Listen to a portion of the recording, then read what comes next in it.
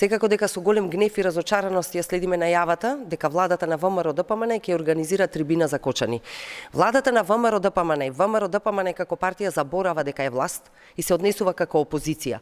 Од нив граѓаните бараат решенија, бараат мерки, бараат поддршка за семејствата. И ова е лицемерие, ова е нечовечност, ова е ароганција што го прават. Кочани дефинитивно не е приоритет за владата и тоа го покажаа до сега. Владата го одби законот за помош на семејствата, на жртвите и повредените од трагедијата. Буквално одби финансиски да им помогне додека родителите даваат откази од работа за да се грижат за нивните повредени деца.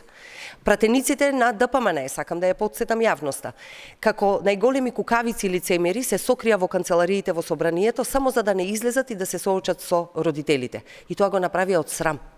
Клековски исто така треба да се сокрие од јавноста. Болницата во Кочани, за што веќе зборувавме, се уште нема ни основни медицински средства. Физикалната терапија се врши на донирани маси, а тој си седи во владата на трибини и кажува како помогнале. Државата не обезбеди ниту обични креми за раните на повредените. Еден месец владата нема министер за здравство. Здравството се распаѓа по секој основ. Кочанската болница се распаѓа, а тие политики тераат и ќе држат дебати. Се што има се донации до сега од хумани луѓе. Ова дефинитивно е срам за цела држава. Ова е срам за една власт што избра да ја пере својата бездушност со трибини наместо со вистинска грижа.